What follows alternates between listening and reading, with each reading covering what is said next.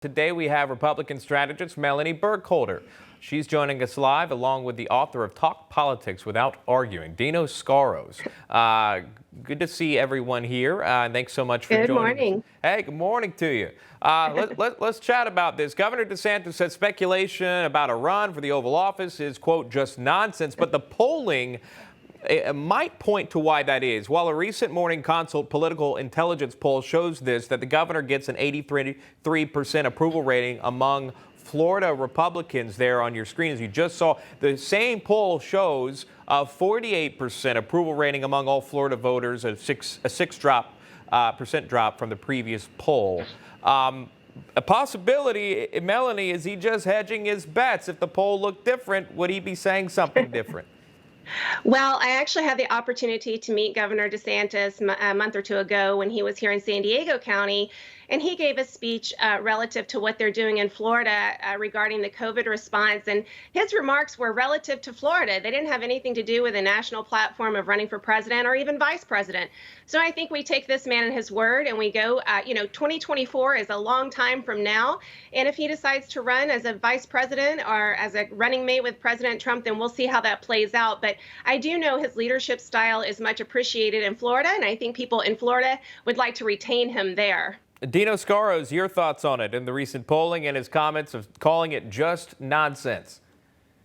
Well, I think, Sean, the just nonsense part was a lot of the other speculation that Trump doesn't like him, and there's a lot of that talk going on. But the bigger picture is America, the time is ripe in America for a new Ronald Reagan to emerge.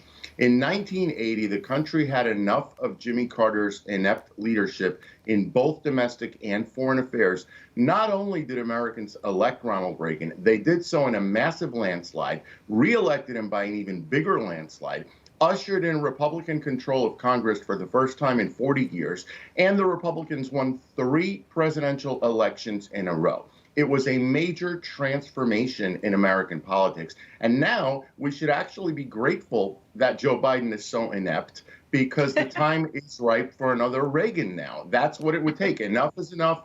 Time to bring in another Reagan. The question is, Donald Trump has too many Americans, unfortunately, with incurable Trump derangement syndrome. So I think he can win, but not necessarily in a landslide. As for DeSantis, it's still a wild card whether his tremendous leadership in Florida will translate to sustained national appeal. Well, maybe commander-in-chief isn't the right fit. In fact, our own Logan Raddick was at a Trump rally back in June. He did ask some folks if they thought Trump should run again in 2024, and some people had some strong thoughts about who his running mate should be. Here's that. DeSantis would not be a bad man to run with either. The running mate, maybe DeSantis. DeSantis would be a good vice president pick. You know, I would like to see Ron DeSantis run with Trump. That would be an excellent choice. If we had a fallback to go on, it would definitely be Ron or Candace.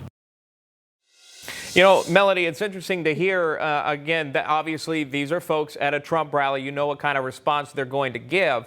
But talking about DeSantis, what are they seeing in DeSantis that they love so much to possibly be a running mate on the presidential ticket in 2024?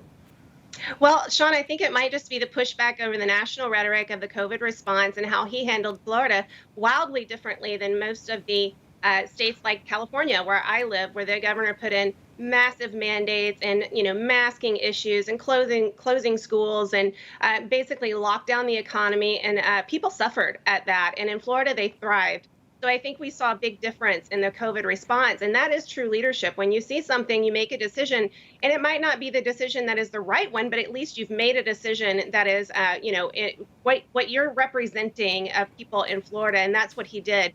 So I think it was interesting in that clip, too, to say, well, Ron DeSantis would be great, or Candace. And everybody knows they're talking about Candace Owens there. And I think it's interesting that Republicans are considering that when that's not something that she's really been talking about. But it's a great paradoxical equation that we have here, and we'll see how it plays out for 2024. But I do think Ron DeSantis would be a fantastic leader in whatever capacity he decides moving forward. Final thoughts from Dino Scaros on the topic.